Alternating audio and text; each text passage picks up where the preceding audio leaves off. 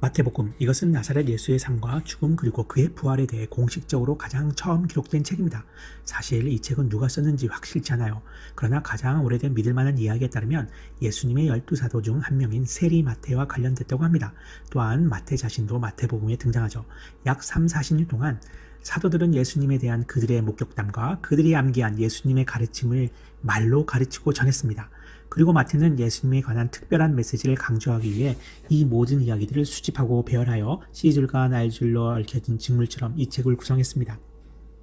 이 영상에서 우리는 책의 전반부 파트 1에서 13장을 다룰 것입니다.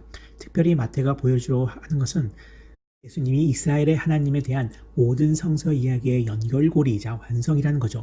예수님은 다윗의 자손에서 난 메시아이며 예수님은 모세와 같은 권위 있는 교사이고 그뿐만 아니라 예수님은 우리와 함께 하시는 하나님이시죠. 이는 히브리어로 임마누엘이라고 합니다.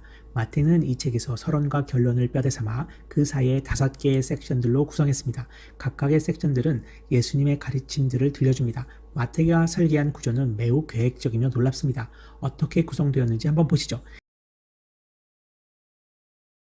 1에서 3장은 구약의 이야기를 곧바로 예수님과 연결지어 이야기하기 시작합니다. 그래서 마태는 예수님의 족보를 펼쳐 보이죠. 어떻게 그가 메시아의 족보인 다윗의 자손이자 아브라함의 자손인지를 강조합니다. 즉 그가 하나님의 축복을 모든 열방에 가져오실 이라는 것을 의미합니다. 그 후에 우리는 예수님의 탄생에 대한 유명한 이야기를 읽게 되고 어떻게 열방들이 베들레헴에서 태어나신 메시아께 영광 돌리고 구원받게 되어 모든 구약의 언약들이 성취되는지를 알게 됩니다. 더욱 놀라운 사실은 예수님의 출생은 성령에 의한 것이며 그의 이름 즉 임마누엘 성령이 함께 일하시며 더 나아가 예수님은 단순히 인간이 아니라 그는 임마누엘 즉 그분이 바로 사람의 몸으로 오신 하나님이란 뜻입니다. 여기에서 마태의 2가지 핵심 주제를 볼 수 있어요. 첫째, 그는 다윗의 자손이시며 둘째, 그는 임마누엘 하나님이시다. 그러나 또한 마태는 예수님이 어떻게 새로운 모세가 되는지 나타내고 싶어합니다. 모세처럼 예수님도 이집트에서 피신하셨고 모세와 백성들이 홍해를 통과해 구속되었듯이 예수님도 물로 세례를 받으셨으며 또 광야에 들어가 40일 동안 지냈습니다. 그리고 예수님은 산으로 올라가 그의 새로운 가르침을 전합니다.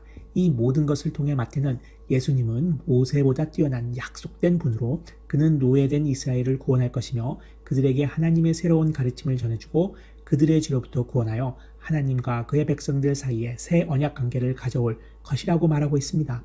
모세와 예수님의 대칭 관계는 또한 왜 마태가 책의 중심 내용을 5파트로 구성했는지 설명합니다. 이 5개의 파트는 예수님을 선생으로 강조해서 5권의 책을 지은 모세와 대칭되고 있음을 보여줍니다. 즉 예수님은 모세의 오경의 스토리라인을 성취하실 권위 있는 새 언약의 선생님입니다. 첫 파트인 4에서 7장에서는 예수님께서 하나님의 나라의 도래를 선포하며 등장합니다. 이게 바로 키포인트인데요. 하나님의 나라는 하나님께서 세상을 구원하시는 계획의 핵심입니다. 그리고 그 구원은 왕이신 예수님을 통해 이루어지죠. 예수님은 특별히 영적인 악과 맞서기 위해 모셨습니다. 또한 마귀의 압제와 질병과 죽음을 상대하러 오셨죠. 예수님은 하나님의 통치를 회복하고 사람들을 예수님의 가르침에 순종하고 그의 율법에 따라 살도록 하여 하나님의 새로운 백성들로 만들어 온 세상을 다스리기 위해 오셨습니다. 예수님은 그의 백성들을 치유하신 후 예수님은 그를 따르는 그의 백성들을 산으로 데려갑니다.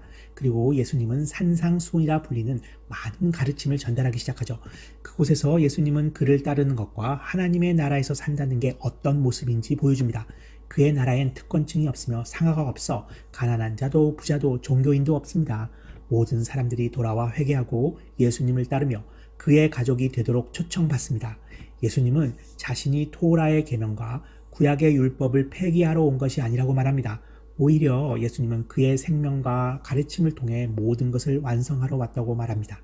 예수님은 그의 백성들의 마음을 변화시켜 그들이 하나님과 그의 이웃, 그들의 원수까지 진정으로 사랑하게 하려고 오셨어요. 하나님의 나라에 관한 그의 위대한 가르침이 끝난 후 다음 섹션에서 예수님은 하나님의 나라를 사람들의 일상생활에서 볼 수 있는 사건들로 보여주십니다. 그래서 마태는 예수님이 공고한 자들의 삶에 하나님 나라의 능력을 가져오는 9가지 이야기를 보여주죠. 3가지 이야기가 한 그룹당 3개의 그룹으로 되어 있고 그들은 모두 아프거나 장애를 가졌거나 위험에 처한 사람들이죠. 그리고 예수님은 그들의 문제를 은혜와 능력으로 치유하고 구원합니다. 그리고 세 그룹 사이에 우리는 예수님이 백성들에게 자신을 따르라고 부르시는 두 가지 가르침을 볼 수 있어요. 마태는 여기에서 한 가르침을 보여주는데요. 누구든지 그를 따르고 그의 제자가 됨으로써 예수님이 주시는 은혜의 능력을 경험할 수 있음을 보여줍니다. 먼저 마태는 예수님을 통한 하나님 나라의 능력을 보여주죠. 그 후에 예수님은 12제자를 보내어 그의 사역을 확장합니다. 그의 제자들은 예수님이 한 일을 그대로 하게 될 것입니다. 그리고 두 번째 가르침으로 이어집니다. 이 부분에서 예수님은 그의 제자들에게 하나님의 나라를 알려주시고 또한 무엇을 구해야 하는지 가르치십니다. 이스라엘 백성들 중 많은 사람들이 예수님께서 주신 하나님 나라 초청을 받아들였지만 이스라엘의 지도자들은 그러지 않았어요.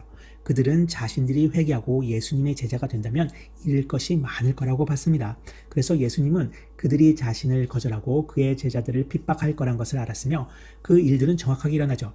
다음 섹션인 11장에서 13장까지 마태는 백성들이 어떻게 예수님과 그의 메시지를 받아들이는지에 대한 이야기를 보여줍니다. 이야기들은 다양하게 섞여 있어요. 한쪽 편의 이야기들은 긍정적입니다. 사람들은 예수님을 사랑하고 그들은 예수님을 메시아라고 생각합니다. 다른 쪽은 조금 중립적인데요. 세례 요한이나 예수님의 친족들이 그렇습니다. 그리고 그들은 예수님이 자신들이 기대한 분이 아니라는 것을 분명하게 합니다. 그 다음은 이스라엘의 지도자들입니다. 그들은 완전히 부정적 입장이며 바리새인들과 성경학자들은 모두 예수님을 거절합니다. 그들은 예수님을 거짓 교사로 여기고 예수님이 백성들을 잘못된 길로 이끌고 있으며 신성모독적인 주장들로 자신을 높이고 있다고 생각합니다. 하지만 예수님은 이러한 다양한 반응들에 놀라지 않으셨습니다. 대신 예수님은 13장에 나오는 세 번째 가르침에 집중했죠. 여기서 마태는 농부가 4가지 종류의 씨를 뿌리는 비유, 겨자씨의 비유, 숨겨진 보물의 비유, 진주의 비유와 같은 하나님 나라의 비유들을 모두 모아놨어요. 이 모든 비유들은 11장, 12장 스토리에 등장하는 사람들에 대한 해설 같기도 합니다. 어떤 사람들은 예수님을 열정적으로 받아들이나 다른 사람들은 그를 거절하죠. 그러나 하나님 나라의 가치는 무궁무진하기 때문에 모든 장애물에도 불구하고 퍼져나가기를 멈추지 않을 것입니다. 여기까지가 마태복음의 전반부 내용입니다. 자, 여기에서 지금까지 읽은 이야기들을 통해 좀 더 살펴봐야 할 것이 있습니다. 마태는 예수님을 구약 모든 이야기들의 연결고리이자 완성으로 소개하고 있어요. 그러니 그가 구약으로부터 어떻게 인용해 이야기를 써가는지 보시기 바랍니다. 예수님과 그의 정체성에 대해 설명하는 동안 중요하게 배치된 구약과 신약의 연결고리들을 살펴보세요. 하지만 이러한 구약의 인용들을 찾느라 시간을 너무 쏟지 말고 구약의 맥락에 따라 읽어보세요. 그럴 때 아주 흥미로운 연결점들을 발견하게 될 것입니다. 마지막으로 예수님을 받아들이고 따르는 종류의 사람들의 주의를 기울여 보세요. 대부분 사람들은 그 누구보다 하찮은 사람들이고 신앙심이 없는 사람들입니다. 그들은 예수님을 믿는 믿음으로 변화되어 예수님을 따르는 사람들이고 반면에 종교심이 있고 교만한 사람들은 오히려 예수님께 꾸지람을 받습니다. 그렇다면 예수님과 이스라엘의 지도자들 사이에 생긴 갈등은 어떻게 전개될까요? 그것은 마태복음의 후반부에서 다룰 내용입니다.